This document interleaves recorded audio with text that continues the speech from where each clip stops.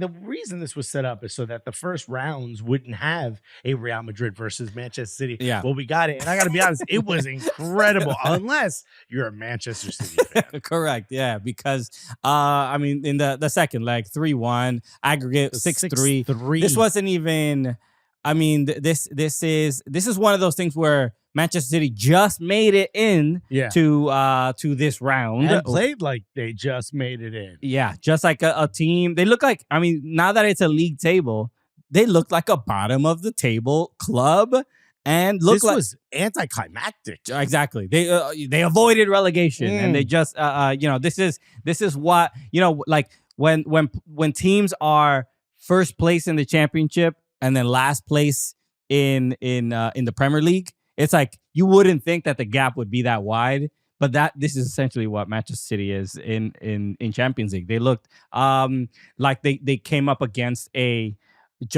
such a formidable opponent that they had really, really no shot. It really felt like Manchester City are just not the squad itself is not prepared for games like this.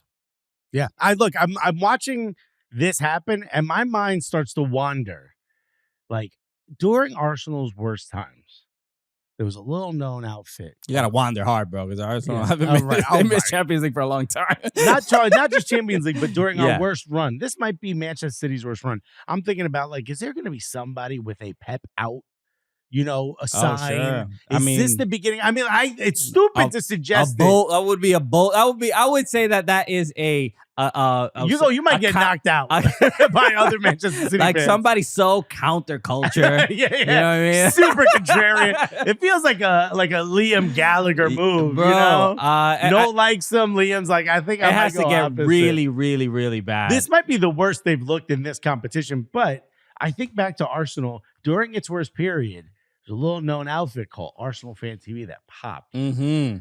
Could this be the rise of a Manchester City fan TV? Maybe. Or a City fan There must TV? be some. I mean, if it doesn't exist already, there must be some. There's got to be some fan. businessman in Manchester who's like, I got an idea. The interesting thing is that you notice it. I would say more with the live stream watch along people, right? So we know Tottenham has like expressions, and they have a bunch of other people that aren't as the two guys that aren't as loud and stuff like that. Everton has a couple folks. Obviously Manchester United has plenty, but the Manchester City does have one. I scroll through TikTok and I see it, and then there's a little bit of like, bro, what are you doing? Watch? Also, like to say, bro, why are you doing watch along for Manchester City? What you even talking about? Just talking about how great everyone is. Right? Another one in the box, baby. Thanks for tuning in. But now that Manchester City are not doing well, now we get a couple clips. That's like a Harlem Globetrotters watch along. Like, what's going to happen this week, folks? Are the Generals going to come back? Oh, you never know. And that's now...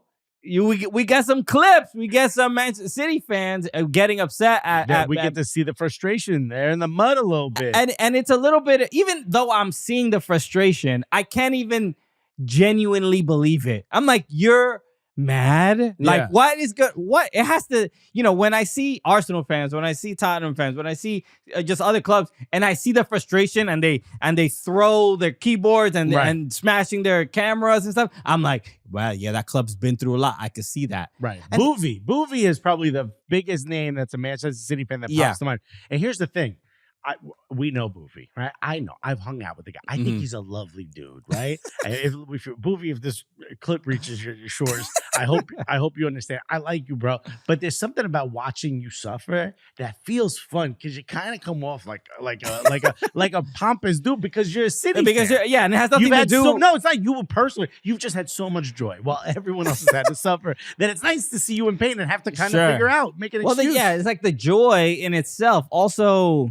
Like, who was the wide receiver for the Eagles? Just one said he didn't even enjoy the Super Bowl. He didn't even enjoy the Super Bowl. It was like I enjoyed it for like 15 seconds. No, he said 2 days. It's really all it is. And then now it's like back to work. He's like, I didn't think this is how I would feel after winning a Super Bowl. He said, I just like dominating people. AJ Brown. Yeah, he said, I just feel like dominating people week in and week out. Yeah. That's a remarkably broken human being, by the way. But no. AJ. But also, shout out to AJ Brown because he came forward. He has like a mental health thing. And he talked about that. and so that so props to him. But yeah, that's kind of how I look at Manchester City fans. Like they can't even really experience real joy because it's too much of it. How much are you really enjoying this? And it's weird to think of Real Madrid as somewhat of an underdog against this team. Yeah. But it's almost weird for me to be a neutral fan and rooting for Real Madrid to win. Like they've won this competition more than anyone else. Yeah, look, the young upstarts. But no, given I think put it together. Given the storyline with Real Madrid and Kylian Mbappé gets a hat trick in the second leg.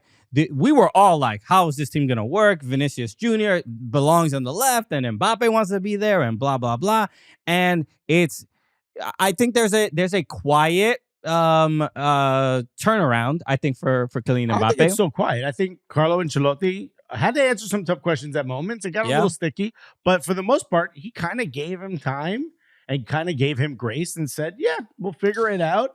And it's like, you get the luxury if you're Real Madrid of being like, hey, bro, we just got this silly little regular season that gets in the way of our true passion, Champions League. And then we can mess around in there and figure ourselves out. And then on this photo, I mean, was this the second goal or the this first? This was, the second. The second in the hat trick. So the one where he cut, I mean, there was a nutmeg pass that went Kuznetsov. And then Gavardio goes to do a slide challenge or at least, put a challenge in on Mbappe. Mbappe just drags the ball to his right foot. Gavardio's knees and ankles must have been built by Boeing. Because he did. You can see he got caught in between two minds of like, should I slide? Right. Or should I just put in a challenge? Yeah. And his foot got stuck in the dirt. He did neither of the two, which is a good lesson for young kids out there. If you hesitate to make a decision, you end up making none. Love the celebration from Kylian Mbappé because you rarely see that. It's not even like he is literally pointing back at a dead body. Yeah. He's like, hey, look at her. This is perfect. He's looking at his boy like, yo, you see my man? You see my man? Who mans is that? Nah. Who mans is that back there? Not with that moves. You ain't gonna do this back. Nah. That's your boy? Nah. If I was y'all, I go back to training.